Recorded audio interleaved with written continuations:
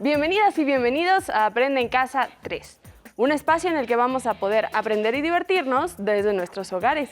Y el día de hoy nos acompaña la maestra Cecilia Vargas, a quien recibo con mucho gusto. ¿Cómo estás, maestra? Bien, ¿y tú, Jenny? Muy contenta de que nos acompañes el día de hoy y muy contenta de estar con ustedes en esta clase de historia de quinto grado.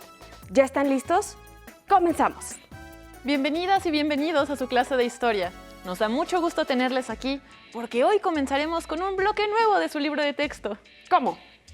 Hoy comenzaremos con el bloque 5 del libro de texto. ¡El último bloque del curso, maestra! No puede ser posible. ¿Ah, no? No. ¿Y por qué no? Porque yo aún tengo muchas dudas sobre todo lo que pasó con México a finales del Milagro Mexicano. Por lo que hemos visto en nuestras clases anteriores, la cosa comenzaba a ponerse bastante complicada. Me da mucho gusto que notes eso. Y tienes razón. De hecho, para poder introducir este nuevo bloque, debemos hablar de cómo terminó el Milagro Mexicano. Ay, qué bueno. Ya me había espantado de que se iba a quedar así a medias. No te espantes. Como hemos dicho en varias ocasiones, el Milagro Mexicano fue el periodo que corrió entre 1940 y 1970 en el México y que experimentó un gran crecimiento económico, producto de la industrialización acelerada, y esto se tradujo en un mejoramiento de la calidad de vida de los habitantes. Sin embargo, este crecimiento económico no era sostenible por más tiempo y encontró su punto de quiebre a finales de los años 70. ¿De qué estás hablando, maestra? ¿Eso quiere decir que México enfrentaría una serie de crisis económicas que, en combinación con ciertos cambios en el modelo económico mundial a principios de los años 80, transformarían para siempre el rumbo del país? Para los primeros años de la década de los 70, durante la presidencia de Luis Echeverría, el modelo del desarrollismo y la sustitución de importaciones ya había dado todo lo que tenía que dar. Estaba casi agotado. Ya había brindado todos esos beneficios que podía brindar y, sin embargo, se hizo un intento por seguir manteniendo esa estabilidad, al menos en parte, y a este modelo se le conoció como desarrollo compartido. ¿Y en qué consiste el desarrollo compartido? Me suena a compartir el ingreso. Pues sí. Básicamente buscaba crear una alternativa para enfrentar la crisis económica y política a través de la redistribución equitativa del ingreso. Y para ello se buscó potenciar el mercado interno invirtiendo en el campo y en la exportación de productos mexicanos manufacturados. Políticamente, se buscó crear una alianza con los obreros y campesinos, combatiendo el desempleo y manteniendo un alza en los salarios. Pues eso suena muy bien. Ya era hora de ampliar los beneficios a todos, porque si no mal recuerdo, esa era una de las demandas de la población durante esa época, ¿no? Sí. Este interés del gobierno mexicano por atender a la clase trabajadora era un intento por borrar el desprestigio en el que había caído el gobierno a raíz de la violenta represión a los jóvenes y los estudiantes en 1968 y 1971, que pues eran episodios muy recientes y todavía despertaban una gran indignación social. Por otra parte, la prioridad de atender al campo se debía a que durante los años anteriores, y durante esos años también, se le había descuidado en favor de la industrialización. Pues a mí me parece bien, no le veo puntos negativos. Pues sí, suena bien, pero resultó muy problemático. Porque, Luis Echeverría propuso, para incrementar los ingresos gubernamentales, una reforma fiscal que encontró una fuerte resistencia por parte de los empresarios. Entonces, para llevar a cabo su política económica, tuvo que financiarse con préstamos externos. Eso de los préstamos externos no suena nada bien. Pues no. Además, en estos años, el mundo atravesaba la llamada crisis del petróleo. Y en esta, lo que pasó es que debido al aumento de precios, una gran parte de los países industrializados no podían adquirir el petróleo que era necesario para mantener sus economías. Maestra, tengo una duda. Si el precio del petróleo aumentó, ¿eso no era favorable para México por ser un país productor de petróleo? Sí. En lo inmediato, la crisis del petróleo benefició a México como país productor. De hecho, prestamistas extranjeros le otorgaron grandes créditos al gobierno mexicano para invertir en el sector. Y esta favorable e inesperada situación lo llevó a hacer lo posible por pagar por adelantado estos créditos de los préstamos internacionales. Ya entiendo. Entonces, cuando México pagó los créditos, fue capaz de pedir nuevos préstamos para mantener el gasto público, ¿cierto? Y algo así como un ciclo de pagar y volver a pedir y pagar y volver a pedir, ¿no? Más o menos, sí. Maestra, pero ¿y qué pasó con esa abundancia? Pues recordemos que el crecimiento sin bases sólidas se vuelve insostenible en el tiempo. Para este momento, la economía mexicana se había vuelto demasiado dependiente de los ingresos petroleros. Además, el gasto público aumentó, así como la deuda externa, justamente por los préstamos que ya mencionamos. Entonces, cuando la situación de la crisis petrolera comenzó a regularse, las tasas de interés internacionales incrementaron y el precio del petróleo retrocedió. Eso quiere decir que México se vio en la situación de tener que pagar más sin tener suficiente dinero para hacerlo. Correcto. Ya para ese momento, el presidente de México era José López Portillo, quien ante este desequilibrio económico se vio obligado a devaluar el peso mexicano, es decir, a reducir el valor de nuestra moneda frente a la de otros países, como el dólar.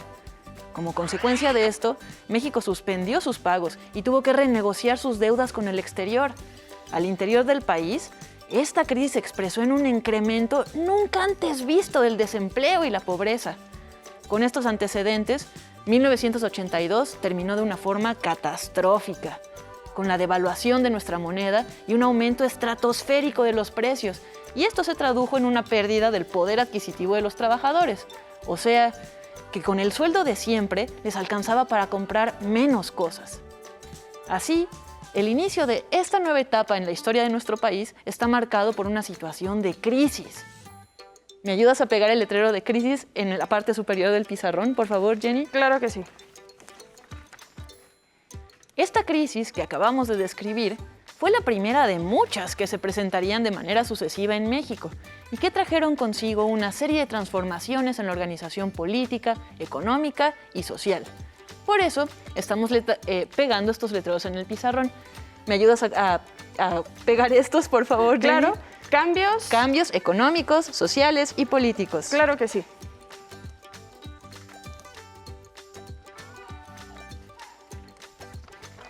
Voy con esto por acá. Excelente. En 1982, el año en el que se detona la crisis, comienza el gobierno de Miguel de la Madrid. La crisis evidenció que el modelo de sustitución de importaciones estaba agotado y también evidenció el fracaso de la política económica del desarrollo compartido. Entonces, para superar esta crisis, Miguel de la Madrid impulsó un cambio fundamental en la política económica de nuestro país con la adopción de un nuevo modelo económico que orientó la economía hacia el mercado exterior, el neoliberalismo. Maestra, he escuchado mucho esa palabra, pero la verdad es que no estoy segura de qué significa. Este modelo económico neoliberal considera que para aumentar la riqueza es necesario garantizar las condiciones para que el capital privado pueda invertir y que a través del libre mercado se pueda garantizar la más adecuada asignación de recursos en función del crecimiento económico. Desde este punto de vista, la única forma de que el mercado se regule a sí mismo es a través de la libre competencia y ya no a través de límites impuestos por el Estado. Eso quiere decir que los gobiernos no deben intervenir en la economía y que las empresas deben competir libremente. ¿Eso es? Exactamente, eso es. Para este modelo económico, el Estado debe reducir al mínimo su intervención en la economía y limitarse a garantizar que funcionen las leyes que protegen al mercado y la libertad de comercio. La adopción de este modelo económico fue un proceso común a todo el mundo occidental durante los años 80, y en nuestro país este cambio se concretó cuando México ingresó al GATT, el Acuerdo General sobre Aranceles Aduaneros y Comercio. Entonces, eso era parte de la nueva política económica que buscaba abrir fronteras para comercializar con el extranjero. Así es. Con la entrada al GATT se esperaba que aumentaran las exportaciones mexicanas. Sin embargo, esto a la larga se convertiría en un enorme reto para la industria nacional. ¿Eso por qué? porque después de tantos años de ser la única que podía proveer los bienes y servicios a los mexicanos, la industria nacional la verdad es que no había desarrollado la competitividad suficiente para hacer frente a los productos del exterior, que ahora venían a competir con los nuestros. Ah, ya veo. Entonces, aunque se pretendía que todos compitieran en las mismas condiciones, la realidad era que las empresas mexicanas no tenían las condiciones suficientes para competir. Precisamente, Jenny. Este modelo económico se consolidó durante la presidencia de Carlos Salinas de Gortari, quien llevaría a cabo diversas reformas, como abrir al capital privado las empresas estatales, en especial la de telefonía y siderurgia, así como la privatización de la banca, la reprivatización de la banca comercial. Y también se llevaron a cabo diversas reformas que permitían que los extranjeros pudieran invertir prácticamente en todos los sectores productivos. ¡Vaya! Con eso sí quedaba clarísima la nueva orientación de nuestra economía. El Estado mexicano estaba cediendo el control de las industrias a la iniciativa privada. Es correcto. Hasta antes de este periodo, en México, el Estado funcionaba como un regulador de la economía. Pero después se considera que el Estado debía mantenerse apartado y permitir que el mercado se regulara solo, a través de la competencia. Y si bien desde el periodo presidencial de Miguel de la Madrid ya venía concretándose este modelo económico neoliberal, no fue sino hasta la entrada en vigor del Tratado de Libre Comercio de América del Norte que este modelo económico se formalizó. Maestra, ¿y cuál era el objetivo de este tratado? El objetivo era crear una zona de libre comercio y competencia leal entre Estados Unidos, México y Canadá. Y aunque este acuerdo era una idea interesante, desde el principio existieron muchas opiniones a favor y en contra. Para quienes estaban a favor, la libre competencia ofrecía la posibilidad del desarrollo nacional a través del libre intercambio de mercancías en nuevos mercados. Pero, para quienes estaban en contra, México se convertiría en un mero suministro de materia prima y mano de obra barata, y a la larga en consumidor de productos extranjeros en perjuicio de las empresas mexicanas que se verían desplazadas. Ahora ya sabemos que los cambios más importantes en México en cuestión económica se refieren a la firma de convenios como el GATT y el Tratado de Libre Comercio, con lo que se consolidó un cambio en el modelo económico. ¿Me ayudas a pegar estos carteles en el pizarrón, por favor, Jenny? Claro que sí. GATT y TLCAE. La apertura comercial benefició a los sectores que les permitió adquirir tecnología y productos novedosos para la industria, las comunicaciones, el transporte, la medicina, el entretenimiento y la informática. Además, también llegaron nuevas franquicias extranjeras y tiendas departamentales que modificarían radicalmente la forma de vida en nuestro país. Por lo que estoy entendiendo, una de las características de la apertura comercial es el acceso de productos de otros países. Sí, pero no solo a productos, sino también a servicios. E incluso, años después, esto permitió el acceso generalizado a los medios de comunicación digitales, como el Internet. A través de estos, las mexicanas y los mexicanos tuvieron la oportunidad de entrar en contacto con culturas extranjeras, detonando la mezcla entre lo que se consideraba como tradicionalmente mexicano y las nuevas formas que empezaron a llegar desde fuera. Por ejemplo, con la llegada de las cadenas de comida rápida, muchos mexicanos comenzaron a asistir regularmente a estos lugares y así alternaban entre comidas típicas mexicanas como quesadillas y la llegada de estas nuevas franquicias que traían cosas como hamburguesas. Un ejemplo lo veo en la forma de vestir también, porque la moda se globalizó y se volvió muy común ver el mismo estilo de ropa aquí o en cualquier país europeo o del mundo. ¡Eso! Utilizaste una palabra muy adecuada. Se globalizó, que es precisamente lo que comenzó a suceder en esta época. La globalización es el proceso mediante el cual las economías de distintos países empezaron a integrarse hasta hacerse interdependientes, lo cual potenció el comercio internacional y abrió las puertas a las diferentes culturas. Ahora ya sabemos que otra de las formas en las que México cambió en el aspecto social se relaciona con las nuevas formas de comunicarse, convivir y consumir mercancías que comenzaron a popularizarse en México durante los últimos años del siglo XX. ¿Me ayudas a pegar esos letreros, por favor, Jenny? Claro que sí, y aprovechamos también para poner el del neoliberalismo, que fue gracias a esto que se dio todo lo que acabamos de ver. Excelente. Sin embargo, El miedo que existía al respecto de que los consumidores mexicanos preferirían los productos extranjeros sobre los nacionales se volvió real y disminuyó la presencia de las empresas mexicanas en los mercados.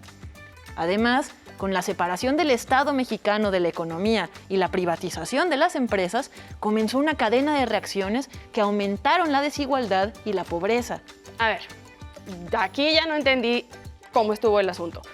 ¿Cómo es que aumenta la desigualdad y la pobreza? Es una excelente pregunta, pero mira, para que eso ocurriera, debieron mezclarse varios factores.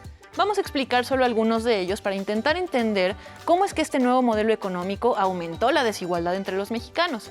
A pesar de la adopción de este modelo, el crecimiento económico siguió siendo muy bajo y continuó el abandono del campo, por lo que no se alcanzaban a satisfacer las necesidades crecientes de la población, y lo que pasó es que se empezaron a tener que importar miles de toneladas de productos agropecuarios, en especial de alimentos, porque la población se había incrementado y ya para este momento la mayoría de la población vivía en las ciudades.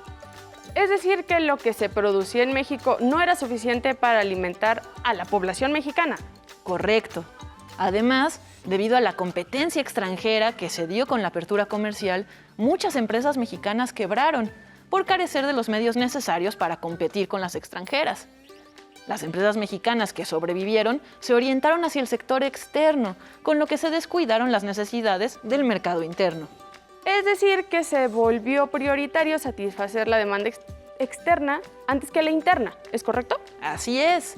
Con este modelo de apertura se dependía mucho del capital extranjero, en especial de la inversión de los extranjeros y de los préstamos de los organismos internacionales, por lo que la deuda externa aumentó. En este contexto, y con el cierre de las empresas y la disminución del gasto público, el desempleo aumentó y también la pobreza y la marginación. Es decir, que la brecha, o sea, la distancia entre ricos y pobres, se hizo más grande. Ahora ya voy entendiendo. Comenzó a dársele prioridad a lo de fuera, dejando de lado lo de adentro. Exacto. Ahora ya sabemos que otro de los cambios que se vivieron en México en esta época está relacionado con el aumento de la desigualdad entre la población. Por eso le pedí a Jenny que pegara el papelito desde hace rato, el letrero. Como siempre, pues fueron los sectores sociales más vulnerables los primeros en vivir en carne propia las fallas de este nuevo modelo económico. Desde que se habló sobre el Tratado de Libre Comercio, fue un grupo indígena originario del estado de Chiapas el primero en protestar. Este grupo indígena se organizó en un movimiento para dar voz a sus demandas y se formó en el Ejército Zapatista de Liberación Nacional, el EZLN. ¿Y qué buscaba este movimiento, maestra? Buscaba hacer visibles las injusticias sociales que se cometían en México, principalmente contra los pueblos indígenas, contra sus culturas y sus territorios. Además, el EZLN pedía un nuevo modelo de nación que incluyera la democracia, la libertad, la autonomía y la justicia como principios fundamentales, en lugar de estar regulado por las fuerzas del mercado y la privatización, que era lo que proponía el nuevo modelo económico neoliberal. ¿Y qué pasó con el movimiento zapatista? Estalló en un gran conflicto armado. Después de la entrada en vigor del Tratado de Libre Comercio, el 1 de enero de 1994, el EZLN hizo una declaración de guerra al gobierno mexicano y tomó varios municipios de Chiapas. Y seguro el gobierno mexicano envió tropas para reprimir la rebelión. Exacto. Como respuesta, el gobierno federal envió al ejército. Los combates armados entre ambos ejércitos duraron solo 11 días y a partir del 12 de enero, el gobierno y el EZLN iniciaron un proceso de negociación con el fin de solucionar el conflicto por la vía del diálogo. Les invitamos a ver el siguiente video para conocer un poco más sobre el movimiento zapatista.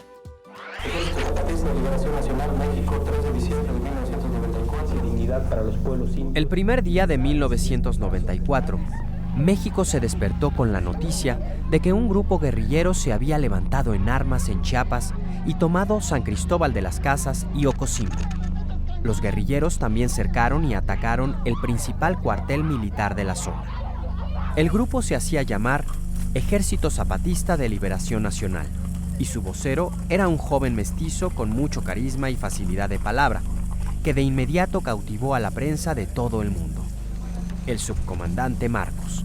El EZLN le declaró la guerra al gobierno mexicano en su primera declaración de la Selva Lacandona y reclamó los derechos que por años se les había negado a los indígenas. Después de algunos enfrentamientos esporádicos y la muerte de varios de sus militantes, el EZLN se retiró a las profundidades de la selva y mantuvo su lucha desde un frente poco habitual, el de los medios. La primera reacción del gobierno mexicano fue aplastar a la guerrilla militarmente, pero la solidaridad internacional y el apoyo de miles de mexicanos lo impidieron. El gobierno propuso un diálogo, el cual resultó ser áspero y difícil, y que al final dio como resultado los acuerdos de San Andrés Larráinzar, que aún no se cumplen. Los indígenas mexicanos vivieron por siglos en el olvido y la marginación. El movimiento zapatista permitió que México y el mundo voltearan a verlos y reconocieran su existencia, su cultura y sus tradiciones, y aún su forma de gobierno. Ahora ya sabemos que existieron resistencias a este nuevo modelo económico, como el EZLN. ¿Me ayudas a pegar este letrero entre el neoliberalismo y la desigualdad, Jenny, por favor? Claro que sí, maestra. Ahí está. Eso. Y ya hemos hablado de los cambios económicos y sociales que vivió México. Ahora nos toca hablar de los cambios políticos. ¿Cuál fue el principal cambio político en esta nueva etapa de la historia de México? Estoy ansiosa por saber esto. Bueno, Jenny, pues hubo muchos cambios, pero el más importante es el que se conoce como la alternancia en el poder. Alternancia es sinónimo de cambio, ¿no? Sí. Eso quiere decir que... No, ¿en serio? ¿Ahí hubo un cambio en el partido, en el poder? Correcto. Por primera vez, después de casi 70 años, el que se consideraba como el partido oficial perdió las elecciones federales. A ver, cuéntame cómo estuvo eso. Porque el partido oficial tenía una estructura muy sólida y controlaba muchas cosas. Así que era muy complicado que pudiera perder en las elecciones. Tienes razón, Jenny, pero para poder entender la alternancia política del año 2000, debemos regresar unos años atrás. Como bien mencionas, el partido oficial tenía una estructura casi irrompible, pero este empezó a fragmentarse como consecuencia del desprestigio en el que cayó el gobierno a raíz de eventos como la matanza de estudiantes en Tlatelolco en 1968, pero también debido a una mayor participación de la sociedad civil que denunciaba la corrupción y exigía sus derechos. De esa forma, el gobierno comenzó a darse cuenta de la necesidad social de contar con espacios de diálogo, con libertad de expresión y de participación. Entonces, en 1977 se concretó una nueva reforma constitucional que permitía el registro de nuevos partidos políticos. ¡Claro! Porque los partidos políticos son el vehículo a través de los cuales la población puede hacerse oír en los espacios de la política. Exactamente. Pero, ante la hegemonía del partido oficial, estos otros partidos siempre permanecían como la minoría y no tenían posibilidades reales de llegar al poder y hacer cambios. No obstante, para las elecciones de 1988, un partido de oposición había ganado mucha fuerza, tanto que se pensaba que podía ganar las elecciones presidenciales. Pero el partido oficial volvió a ganar. Es importante señalar que desde 1951 se creó una Comisión Federal Electoral controlada por la Secretaría de Gobernación que se encargaba de gestionar las elecciones. Y justo debido a este control del Estado, se consideró que el proceso electoral de 1988 no fue transparente y despertó una gran indignación entre la sociedad civil. Por eso, se creó un instituto que debería garantizar la imparcialidad, la transparencia y la legalidad de las elecciones federales. A partir de ese momento, la sociedad se hizo más presente en los procesos electorales, dándoles cada vez mayor peso e importancia a los partidos de oposición con su voto. Pues sí, porque la población crecía y además tenía un mayor nivel educativo, lo que permitía que se interesara más en los asuntos políticos del país. Exactamente. Luego, en 1994 se efectuaron nuevas elecciones y volvió a ganar el partido oficial. Pero, a partir de aquí, las cosas cambiarían, porque en ese mismo año estalló una nueva crisis en México. ¡Otra! Por un lado está el movimiento del Ejército Zapatista en Chiapas, que se resistía a las medidas del Tratado de Libre Comercio. Pero En ese mismo año estalló una crisis económica que obligó al gobierno a solicitar nuevos créditos internacionales para hacerle frente. Aunque, en esta ocasión, los prestamistas extranjeros solicitaban que México fuera una verdadera democracia. O sea que a pesar de que el sistema político mexicano era legalmente una democracia, ¿México tenía que demostrar con hechos que verdaderamente lo era? Sí, y demostrarlo no era un asunto fácil, porque por casi 70 años había gobernado un único partido. Entonces, ¿cómo lo demostró? ¿Cómo se hizo? Pues para empezar, se hizo una reforma que establecía que todos los partidos tendrían dinero para sus campañas en proporción a su tamaño, algo que antes no pasaba. Y además, que todos tendrían el mismo tiempo de exposición en los medios. Por primera vez, todos los partidos políticos tenían más o menos las mismas condiciones para competir. Y de esta forma, para las elecciones del año 2000, todos los partidos tenían representación ciudadana y todos tenían posibilidad de participar en el proceso electoral. Eso suena como algo normal en una democracia. Pero en el caso de México era algo que nunca había ocurrido y por primera vez nos encontrábamos ante un escenario democrático. Eso sí fue un cambio gigantesco. Gigantesco, imagínate. Entonces, en las elecciones del año 2000, por primera vez resultó triunfador un partido de oposición y el nuevo presidente sería Vicente Fox Quesada, quien para gobernar debía negociar con las otras fuerzas políticas, lo que sucede en una democracia. Ahora, ya sabemos que otro de los cambios que vivió México en esta época corresponde a la alternancia política, que no hubiera sido posible sin la participación de la sociedad civil. ¿Me ayudas a colocar estos letreros en nuestro mapa, por favor, Jenny? Claro que sí. Sociedad civil y alternancia política. Eso mero, los grandes cambios políticos de finales del siglo XX mexicano. Muy bien. Ya los tenemos ahí. Te invitamos a que comentes con tus abuelos o tus papás los cambios que acabamos de describir. Pregúntales qué se acuerdan de esta etapa. Seguramente ellos pueden darte más información interesante. Les agradecemos mucho por habernos acompañado y nos vemos en la próxima clase. Nos vemos en la siguiente clase, maestra Cecilia Vargas. Muchísimas gracias por acompañarnos el día de hoy. Gracias, Jenny. Si te es posible, consulta otros libros y comenta el tema de hoy con tu familia. Si tienes la fortuna de hablar una lengua indígena, aprovecha este momento para practicarla y platica con tu familia en tu lengua materna.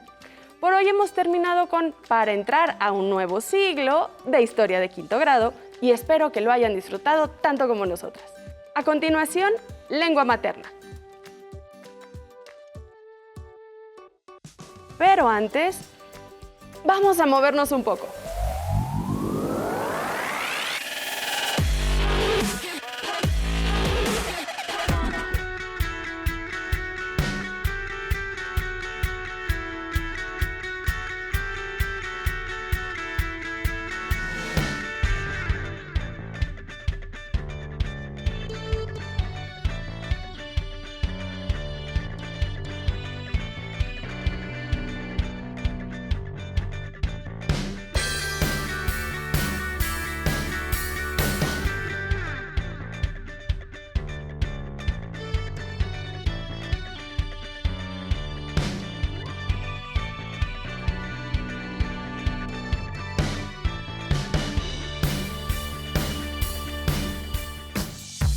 Si no tienes el libro de texto o necesitas ayuda para responder las preguntas, contáctanos.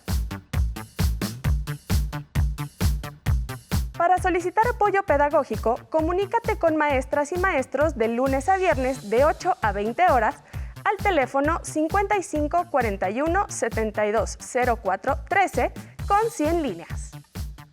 También puedes encontrar los libros de texto en la página conaliteg.sep.gov.mx. Si quieres volver a ver los programas de Aprende en Casa, los puedes encontrar en la siguiente liga: aprendeencasa.sep.gov.mx. ¡Nos vemos!